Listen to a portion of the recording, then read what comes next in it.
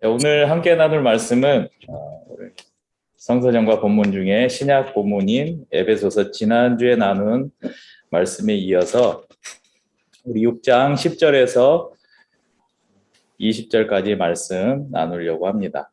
미리 말씀 보셨죠? 중간중간 또 본문을 읽으면서 말씀을 나누도록 하겠습니다. 우리가 믿는 하나님은 성부, 성자, 성령 하나님으로 계시는 분이십니다. 세 분은 각각 다른 위격을 가지고 계시지만 우리는 그분을 한 하나님이라고 합니다. 그래서 이것을 삼위일체라고 그렇게 부르죠. 삼위일체 신앙은 우리가 믿는 기독교 신앙의 아주 중요한 핵심입니다. 이것을 삼위일체를 부정하는 사람은 이제 삼위일체를 부정하면 이것을 우리가 이단이라고 그렇게 이야기하죠. 주님께서 이 땅에 세우신 교회는 이 삼위일체 하나님의 공동체성에 근거해서 세워졌습니다.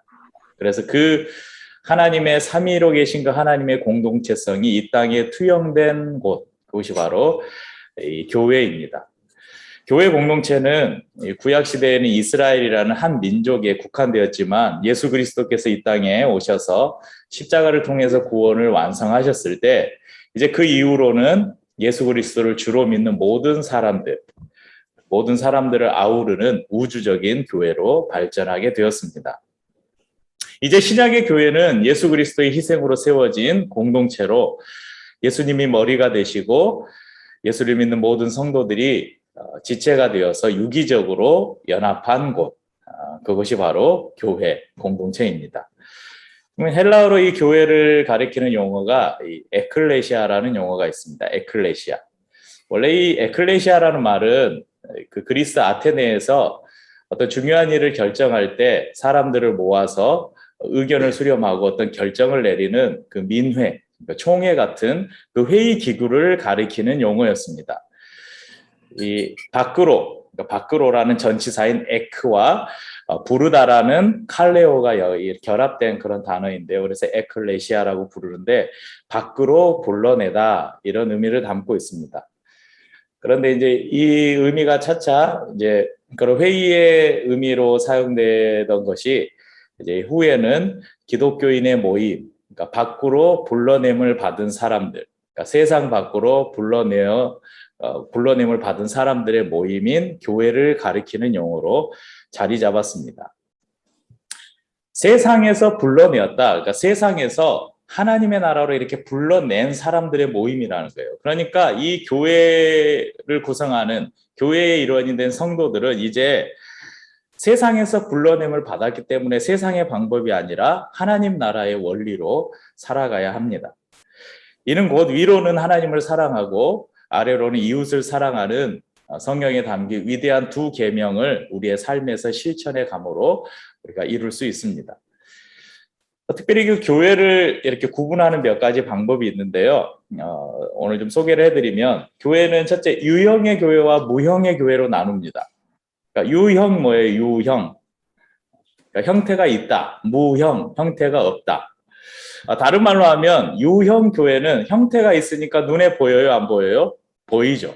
그러니까 가시적 교회라고 합니다. 무형 교회는 눈에 보이지 않아요. 그래서 비가시적 교회라고 합니다. 그러니까 무형의 교회는 뭐냐면 유형의 교회는 저희가 지금 인천광역시 계양구 장제로 997번 길 5 2층에 바람길 카페에 위치한 우리 길 위에 교회가 있죠.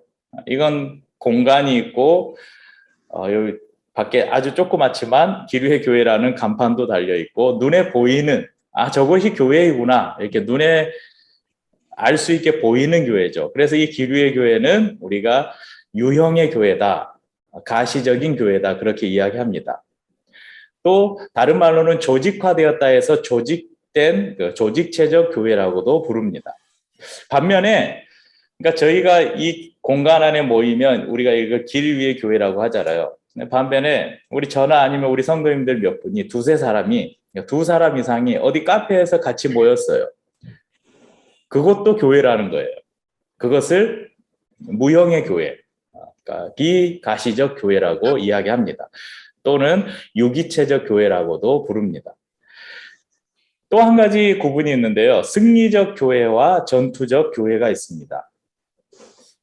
다른 말로 승리적 교회를 천상교회라고 부르고요. 또 전투적 교회를 지상교회라고 그렇게 구분합니다. 뭐 이렇게 말 들어보면 아시겠잖아요. 승리적 교회, 천상교회는 뭘까요? 예수님이 다시 오셔서 완성될 하나님의 교회, 그것을 천상교회 또는 승리적 교회라고 합니다. 반면 예수님이 오시기 전까지 이 땅을 살아가는 성도들이 살아가는 이 땅에서의 교회를 우리가 전투적 교회, 또 다른 말로는 지상교회라고 이야기합니다. 예수님이 이 땅에 오셔서 십자가에서 죽으실 때 모든 사단의 권세를 깨뜨리셨습니다. 하지만 주님이 다시 오실 그때까지 한시적으로 이 사단의 활동을 허용해 두셨습니다. 그래서 이 땅을 살아가는 우리 성도들이 끊임없이 세상의 악과 싸워야 되는, 전투하는 삶을 살아야 한다는 것입니다. 이것을 지상교회 또는 전투적 교회라고 합니다. 오늘 우리가 살펴볼 교회는 이 전투적인 교회를 함께 살펴보려고 합니다. 성도님들, 우리는 아직 이 지상의 교회에 머무르고 있습니다. 우리는 아직 주님의 나라에 가지 않았죠. 이 땅을 살고 있습니다. 그렇다면 우리는 매일 전투하는 삶을 살고 있다는 것을 기억해야 합니다. 매일 그리고 매 순간 우리는 수많은 영적 전투를 벌이고 있습니다. 그래서 오늘 저희가 읽은 6장 12절 말씀에 보면요, 이렇게 기록합니다. 우리의 씨름은 혈과 육을 상대하는 것이 아니요 통치자들과 권세들과 이 어둠의 세상 주관자들과 하늘에 있는 악의 영들을 상대함이라, 이렇게 말씀합니다. 사도 바울은 우리의 싸움이 어디에 속해 있다고 말씀합니까? 통치자들과 권세자들과 어둠의 세상 주관자들과 하늘에 있는 악의 영들이라고 말씀합니다. 그러면 지금 세계적으로 이슈가 되고 있는 문제가 하나 있죠. 지금 아프간 지금 문제가 있는데, 이제 아프간에서 정부군을 지원하던 미군이 철수하고 나서 이제 탈레반이 그곳을 다시 장악하게 되고, 그래서 이전에 뭐 미국이나 영국이나 이런 정부 쪽에 협력했던 사람들이 무참히 희생되는 그런 소식들이 이제 요즘 인터넷 시대가 되다 보니까 뭐 SNS나 트위터나 이런데 그냥 가감 없이 그런 영상들이 퍼지는 것을 보았습니다. 그 전쟁은 탈레반하고 정부군이나 미군하고 이렇게 벌이는 전쟁은 눈에 보이는 전쟁입니다. 바로 총을 가지고 서로 쏘고 죽고 죽이는 그런 전쟁이죠. 바로 혈과 육을 상대하는 눈에 보이는 싸움입니다. 하지만 오늘 성경이 우리에게 말씀하시는 이 전투는 보이지 않는 전투라고 말씀합니다. 이것을 다른 말로 하면 영적 전쟁이라고 이야기합니다. 그럼 혈과 육에 대한 전쟁은 눈에 보이는 적이 있어요. 하지만 영적 전쟁에서 적은 눈에 보이지 않아요. 그래서 싸우기가 어려운 거예요. 눈의 대상이 적이 보이지 않기 때문에 싸우기가 어렵다는 것입니다. 때로는 이게 전쟁인지 아닌지 그것을 우리가 느끼지 못하고 살아갑니다. 그럼 우리 전쟁과 관련된 유명한 격언이 있잖아요. 우리 세연이가 한번 맞춰볼까? 적을 알고 나를 알면, 몰라? 네. 적을 알고 나를 알면 백전백승, 네. 이런 말이 있습니다. 그러니까 전쟁을 할 때 적의 상황과 나의 상황을 잘 알면 100번을 싸워서 100번을 다 이길 수 있다. 이런 격언이죠. 오늘 우리가 싸우는 이 싸움, 영적 전쟁에서 우리가 승리하기 위해서는 먼저 적을 알아야 돼요. 적을 알고 그리고 나를 알면 이 싸움에서 우리가 이길 수 있다는 것입니다. 바울이 말한 통치자들, 권세자들, 어둠의 세상 주관자들, 하늘에 있는 악의 영들, 이 존재들이 어떤 존재인가? 이 존재들을 우리가 좀 알려면 저기 멀리 창세기 1장까지 가야 돼요. 창세기까지 올라가 보면, 그러면 창세기에 하나님께서 모든 만물을 창조하시고 아담과 하와를 만드셨잖아요. 그리고 그 아담과 하와를 어디에 두셨어요? 에덴 동산에 아담과 하와를 두셨죠.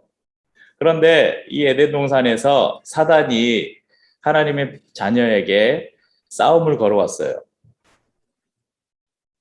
그런데 그 싸움에서 사람들이 패하고 맙니다. 적의 교묘한 속임수에 넘어가서 하나님을 떠나게 됩니다. 그래서 그 패배의 영향은 오랫도록 사람들의 세상을 힘들게 했습니다. 보이지 않는 전쟁이 보이는 전쟁으로 발전되어 버렸습니다. 보이지 않는 악한 영들과의 싸움이 이제 하나님의 피조물들끼리 서로 죽고 죽이는, 파괴하는 그런 전쟁으로 바뀐 것입니다. 그런데 하나님은 인간의 패배에도 불구하고 아주 치밀한 전략을 세워두셨습니다. 그것이 창세기 3장 15절에 나오는데요. 읽어드리겠습니다. 내가 너로 여자와 원수가 되게 하고 내 후손도 여자의 후손과 원수가 되게 하리니 여자의 후손은 내 머리를 상하게 할 것이요 너는 그의 발꿈치를 상하게 할 것이니라 하시고, 이런 말씀이 있습니다. 이 구절만 읽으면 이게 무슨 말인가 할 텐데요. 여기에 나오는 지금 내가는 하나님을 가리키고요. 너는 지금 사단, 뱀에게 들어간 사단에게 지금 이야기하고 있는 것인데요. 그러니까 사단의 후손과 여자의 후손은 누구냐면 바로 예수 그리스도를 가리킵니다. 사단의 후손과 여자의 후손이 나중에 싸울 것인데 여자의 후손은 내 머리를 상하게 할 것이요. 여러분, 머리가 박살나면 어떻게 돼요? 끝나는 거죠. 죽죠. 그런데 그러니까 여자의 후손은 사단의 머리를 박살낼 거라는 거예요. 그런데 이 사단의 후손은 그의 발꿈치를 상하게 할 것이다. 왜 발꿈치라고 표현했냐면, 여러분, 우리의 몸에서 제일 통증을 느끼지 못하는 곳이 뒤에 발꿈치예요. 여러분, 발꿈치 뒤에 굳은 살 엄청 박힌 데 있으시죠? 거기는 웬만큼 바늘로 찔러도 별로 안 아파요. 그러니까 사단이, 여자의 후손, 사단이 그리스도에게 그 가하는 해는 아주 느끼지 못하는 경미한 것이지만 예수 그리스도는 사단의 결정적인 머리를 부술 것이다. 그렇게 예언을 하셨습니다. 하나님은 이 영적 전투를 승리할 탁월한 전략을 세워두셨는데 그것이 바로 인간의 후손으로 당신의 아들 예수 그리스도를 보내시고 그분을 불순종의 대표이고 죄인의 대표인 아담을 대신해서 십자가에 죽게 하심으로 이제 둘째 아담으로 순종의 대표로 죄를 해결하는 분으로 예수 그리스도를 보내신 것입니다. 여자의 후손 예수 그리스도는 십자가에서 죽으심으로 창세기 3장 15절에 예언한 하나님의 예언을 완성하시고 사단의 머리를 상하게 하셨습니다. 그런데 우리가 기억해야 될 것이 있는데 이 승리, 예수님이 이루어 놓으신 이 승리는 이 완전한 승리이지만 아직 완성된 승리는 아니라는 것입니다. 이제 군대를 좀 다녀오신 분들은 제가 설명드리는 이 말을 이해할 수 있는데 이제 군대를 안 갔다 오신 분들은 잘 모르실 텐데 이제 군대 가면 이제 이렇게 이제 전투 훈련을 하잖아요. 그러면 이제 저희 일반 보병들이 하는 게 뭐냐면 고지 점령 이런 훈련을 해요. 어디 고지를 목표로 정해놓고 그 고지 위에를 점령하는 그런 훈련을 하는데 이 훈련을 하기 위해서는 이 고지의 깃발을 꽂기 위해서는 미리 하는 게 있어요. 얼마 전에 제가 윤수한테 그 동영상을 찾아서 보여주면서 아빠가 군대에서 이 훈련을 뛰었다 하면서 저기 포천의 그 산정호수를 조금 넘어가면 거기에 승진 훈련장이라는 훈련장이 있는데 거기에서 2년에 한 번씩 그 공군 지상 합동 훈련이 있었어요. 제가 그 훈련을 뛰었는데 모든 개인 화기부터 모든 화기를 다 실탄을 사용하고 그래서 이제 그 전쟁을 하면요. 뭘 하냐면 포병 지원을 해요. 그러면 저 뒤에 포병인들이 포를 뻥뻥 쏴댑니다. 그러면 저 앞에 여러분 국군의 날 이런 데 보면 산 위에 이렇게 타켓 만들어 놓고 거기에 막 포탄이 떨어지고 이런 거 보셨을 거예요. 실제 그런 훈련을 해요. 그리고 공군 지원 요청을 하면 저 오산 비행장에서 전투기가 떠서 한 5분 있으면 무전이 왔다 갔다 하고 한 5분 있으면 진짜 전투기가 날아와요. 그래서 또 산에 막 미사일을 갖다 쏘고 그런 전투의 상황들을 가정해서 하는데 전투의 종료가 언제냐면요. 보병들이 제일 마지막 그 목표점에 보병들이 내려서 딱 가야 거기에서 모든 훈련의 상황들이 딱 끝나요. 그러니까 아무리 미사일을 갖다 붓고 뭐 폭격을 하고 해서 거기에 적이 하나도 없이 초토화가 되었다고 해도 전쟁은 언제 끝나냐면 보병이 가서 그 고지에 깃발을 딱 꽂아야 비로소 전쟁이 끝났다고 선언을 합니다. 그러니까 지금 우리가 싸우는 이 영적 전쟁이 그런 거예요. 이미 예수 그리스도가 승리해 놓으신 그 싸움에 우리가 모두 승리를 거두었지만 아직 완전한 깃발을 꽂지 못했다는 것입니다. 그 고지에 있는 적들은 전혀 대항할 힘을 잃었습니다. 그렇지만 아직 끝난 전쟁이 아닙니다. 예수님께서 십자가에서 사단의 머리를 상하게 하셨듯이 예수 안에 있는 우리는 이미 승리를 얻은 사람들입니다. 그렇지만 그 고지의 깃발을 꽂기 위해서 우리가 올라갈 때 마지막으로 발악하는 그 사단의 잔당들을 우리가 만나게 됩니다. 그래서 사단은 최후의 발악으로 어찌하든지 믿는 자들 한 사람이라도 더 예수 그리스도에게서 떨어지게 만들기 위해서, 하나님으로부터 멀어지게 만들기 위해서 오늘도 우는 사자처럼, 성경의 표현대로 하자면 우는 사자처럼 삼킬 자를 찾아다니고 있다고 말씀합니다.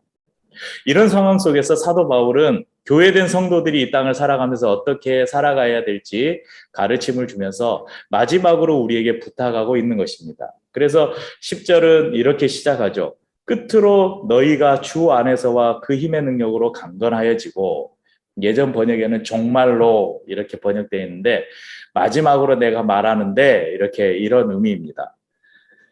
너희가 주 안에서와 그 힘의 능력으로 강건하여지고 마귀의 관계를 능히 대적하기 위하여 하나님의 전신 갑주를 입으라. 여러분, 우리가 싸우는 대상이 어떤 대상인지를 봤죠.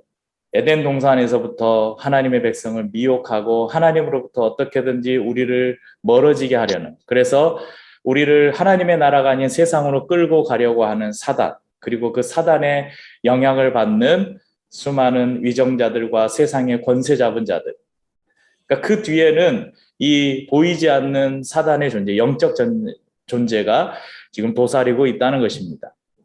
그러면 그 적을 알았다면 이제 우리는 어떻게 준비해야 될 것인가? 그것을 오늘 사도 바울이 이야기해 주는데, 하나님의 전신 갑주를 입으라 이렇게 말씀합니다. 승리의 필수적인 것이 하나님의 전신 갑주라고 말씀합니다. 이 전신갑주로 이 사도 바울이 말한 것은 당시 로마의 로마 병사들의 이 복장을 비유로 해서 말씀하신 것입니다. 전장에 나가는 장수가 그의 온몸을 보호할 갑주를 입은 것처럼 보이지 않는 전투에서도 입어야 할 전신갑주가 있음을 우리에게 말씀해 주고 있습니다. 에베소서 6장 14절에서 17절 오늘 말씀해 보면요, 이렇게 이야기합니다. 그런즉 서서 진리로 너희 허리띠를 띠고, 자, 진리의 허리띠가 나오죠. 의의 호심경을 붙이고, 여기에는 호심경으로 나오는데 예전 번역에는 흉배라고 하는데, 흉배, 가슴을 막아주는 흉배. 그리고 평안의 복음이 준비한 것으로 신을 신고, 모든 것 위에 믿음의 방패를 가지고, 이로써 능히 악한 자의 모든 불화살을 소멸하고 구원의 투구, 그리고 성령의 검, 곧 하나님의 말씀을 가지라 이렇게 말씀하셨습니다. 이걸 좀 한눈에 보기 쉽게 제가 그림을 하나 찾아왔는데 한번 보겠습니다. 네, 보이시죠? 이게 이제 당시 로마 병사들의 일반적인 이 복장인데요. 여기에 보면 구원의 투구, 여기 심장을 보호해주는, 가슴을 보호해주는 의의 흉배, 그리고 진리의 허리띠, 또 성령의 검, 믿음의 방패, 그리고 평안에 예비한 복음의 신. 그래서 이 전신갑주가 모든 싸움에서 적들의 공격을 방어해주는, 또는 적을 공격할 수 있는, 여기에 성령의 검은 우리가 공격할 수 있는 무기이죠. 네, 잘 보셨죠? 그럼 우리가 전투하는 교회라는 이 교회에 대한 이해가 없다면 우리는 신앙생활하면서 자주 좌절하기 쉽습니다. 내가 예수를 믿는데, 예수를 믿으면 복이 있고, 예수님을 믿으면 우리가 평안한 삶을 살 수 있고, 예수님을 믿으면 형통하다고 했는데, 왜 나는 예수님을 믿는데, 내가 교회를 열심히 다니는데 왜 내 삶은 이렇게 힘들까? 왜 내 삶에는 이렇게 안 좋은 일이 일어나고, 왜 내 삶에는 이렇게 힘든 일이 일어날까? 하나님이 정말 계시기는 하는 걸까? 이런 의구심을 가질 수 있습니다. 그리고 이런 생각들이 우리로 하여금 하나님과 멀어지게 만드는 동기가 되기도 합니다. 반면에 방금 제가 말씀드린 것처럼 우리가 살아가는 이 땅의 교회는 아직 미완의 교회이고 여전히 천상을 향해 가는 전투하는 교회라는 이해를 가지고 있으면 우리는 우리 삶에서 만나는 이런 어려운 상황들에 대해서 우리가 이해할 수 있게 됩니다. 혹시 나에게 힘든 일이 생기고 내가 연약함에 걸려 넘어져서 쓰러지거나 그럴 때가 있을 때 우리는 그렇게 생각하는 거예요. 그래, 지금 사단이 지금 나를 공격하고 있구나. 내가 오늘 잠깐 넘어졌지만 내일은 반드시 일어나서 승리하리라. 이런 힘을 얻을 수 있다는 것입니다. 또 하나는 이 교회를 다니는 사람들이 교회 밖에서가 아니라 교회 안에서 쉽게 상처를 받아요. 아니, 예수를 믿는 사람이 어떻게 저럴 수가 있지? 아니, 목사님이 돼서 어떻게 저런 말을 할 수 있지? 아니, 장로님이 돼서, 아니, 권사님이 돼서, 아니, 집사님이 어떻게 저런 말과 행동을 할 수 있지? 그런 생각을 가질 수 있습니다. 그래서 교회 안에서 다른 성도들로 인해서 상처받고 교회를 떠나는 많은 사람들이 있습니다. 하지만 성도님들 기억해야 됩니다. 우리는 지금 전투하는 교회에 살고 있습니다. 나를 유혹하고 나를 넘어뜨리려고 하는 사탄은 또 내 옆에 있는 또 다른 성도들 유혹하고 미혹하고 넘어뜨릴 수 있습니다. 그러니까 그 사람이 아니라 그 사람 안에, 옆에 있는 성도 안에 악한 사단이 역사해서 잠시 잠깐 그 사람이 그 사단의 지배를 받을 수 있다는 것입니다.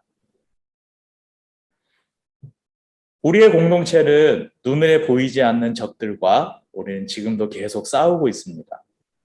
지금까지 여러분 신앙생활 해오면서 여러분들이 지금 여기까지 오는 동안 얼마나 많은 영적 싸움이 있었습니까? 여러분, 사단은요, 대충 신앙생활하는 사람들은 절대 건들지 않아요.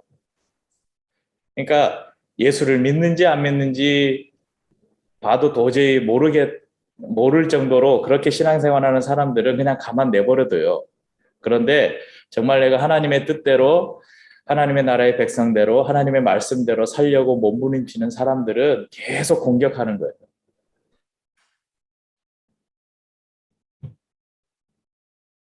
때로는 나도 패배할 수 있고 또 곁에 있는 성도도 패배할 수 있습니다. 나도 넘어질 수 있고 다른 지체도 넘어질 수 있습니다. 하지만 우리는 혼자가 아닙니다. 여러분, 교회는 절대 혼자 존재할 수 없는 곳이죠. 전쟁터에는 함께 싸우는 전우가 있습니다. 성도들은 영적 전쟁터에서 함께 싸우는 전우라는 사실을 기억했으면 좋겠습니다. 지난 주간에 그 광복절을 즈음해서 우리나라에 아주 뜻깊은 일이 하나 있었죠. 카자흐스탄에 묻혀있던 봉오동 전투와 청산리 대첩의 영웅인 홍범도 장군의 유해를 한국으로 모셔와서 대전 현충원에 안장하는 그런 일이 있었습니다. 그 기사를 보고 예전에 봤던 봉오동 전투, 아주 재밌게 봤던 봉오동 전투 영화가 있는데 그 영화를 일부러 찾아가지고 스트리밍으로 다시 영화를 봤었습니다. 우리 근데 막상 전 영화 이름은 봉오동 전투인데 우리 홍범도 장군은 영화 제일 마지막에 한 5분 정도 우리 최민식 배우가 연기를 했는데 한 5분 정도 나오고 그 전에는 주로 주인공이 유해진이 네, 연기하는 독립군들의 이야기가 나오는데 거기에 보면 그 일본군들과 싸우면서 총에 맞아서 쓰러지기도 하고 또 근접 전투를 하면서 칼에 맞아서 쓰러지기도 하고 그러면 절대 그 전우를 혼자 내버려 두지 않고 들쳐업고 쌈에 이 옆에서 부축하고 이래서 끝까지 데리고 가는 그런 장면들이 영화 중간중간에 계속 나옵니다.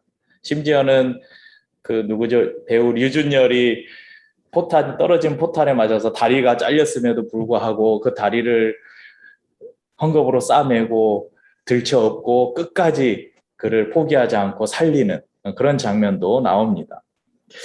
그 영화 장면이 오늘 말씀을 준비하면서 이 말씀과 이렇게 오버랩되면서 우리가 싸우는 이 싸움, 영적 전쟁, 우리가 비록 혈과 피를 흘리는 그런 전쟁은 아니지만 보이지 않는 사단과의 싸움을 싸우는 이 하나님의 교회도 저런 전우회가 있었으면 좋겠다, 그런 생각을 해보았습니다. 교회된 성도들은 함께 싸우는 전우리입니다. 때로 내 옆에 있는 성도가 사단의 공격에 넘어질 수 있고 시험에 들 수 있습니다.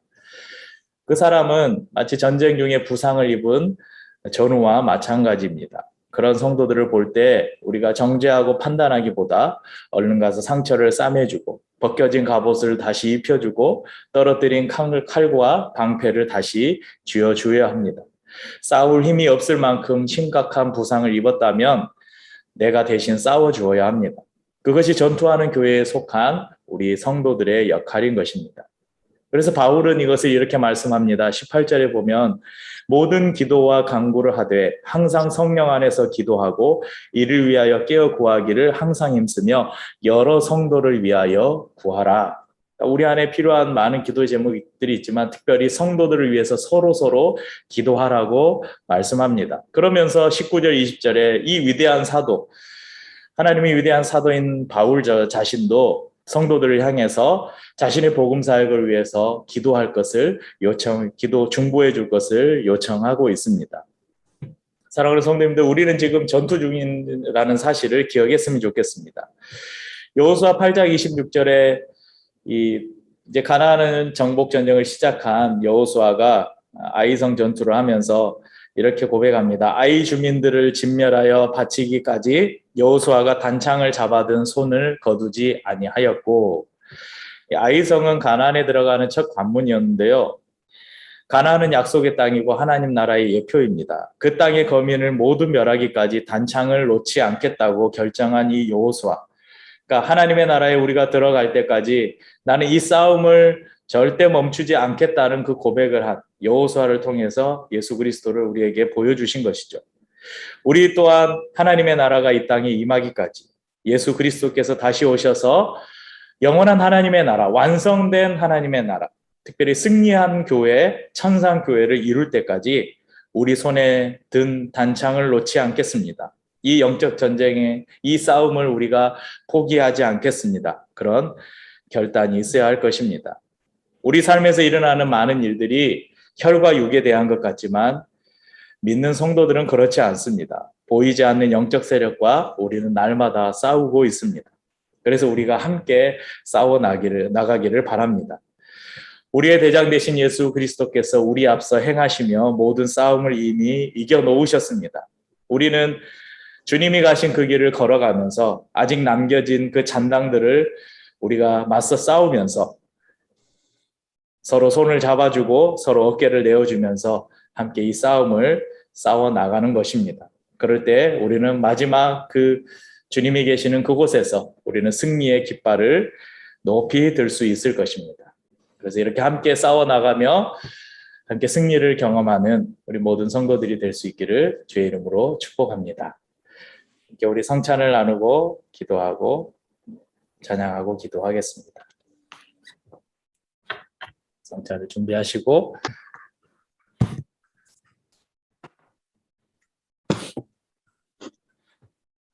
네, 이렇게 그 줌으로 예배를 인도하면 성도님들 혼자 이렇게 하니까 편할 것이라고 생각하는데 여간 불편한 게 아니에요. 왜냐하면 제가 이렇게 고개를 우리 성도님들을 보려면 제가 노트북을 놓고 카메라가 앞에 있고 그리고 옆에 이제 우리 성도님들에게는 어떤 화면이 나오는지를 제가 보려고 여기 지금 가려져 있는 카메라가 하나 더 있잖아요. 이 카메라를 하나 더 설치해서 핸드폰을 설치해서 우리 성도님들은 어떤 화면이 보이는지 이제 악보나 이런 걸 띄웠을 때 정상적으로 송출이 되는지 제가 확인하면서 하는데, 그러니까 지금 성도님들 얼굴을 보려고 노트북을 쳐다보면 시선이 카메라가 안 맞잖아요. 그러면 시선이 딴 데가 있어요. 그래서 카메라를 쳐다보면 또 성도님들 얼굴이 안 보여요. 그런데 또 설교문도 봐야 돼요. 성경도 봐야 돼요. 그래서 시선이 한 군데, 두 군데, 세 군데, 네 군데 왔다 갔다 하니까 여간 신경 쓰이는 게 아니고 빨리 이렇게 여기 앞에 다 같이 앉아서 서로 아이 컨택 하면서 예배를 드렸으면 좋겠는데 그날이 빨리 왔으면 좋겠습니다. 우리 성도님들 빨리 백신 다들 맞으시고 이제 아마 추석 지나고 뭐 코로나가 지금보다 안정되지 않더라도 일단 어느 정도 백신 접종이 끝나면 아마 그 백신 인센티브 같은 걸 적용해서 어느 정도 좀 위드 코로나라고 하던데 좀 이제 제한들이 풀리지 않을까 하는 기대가 있습니다. 그때까지 좀 인내하면서 비록 온라인 예배지만 저희들이 더 집중해서 함께 예배했으면 좋겠습니다.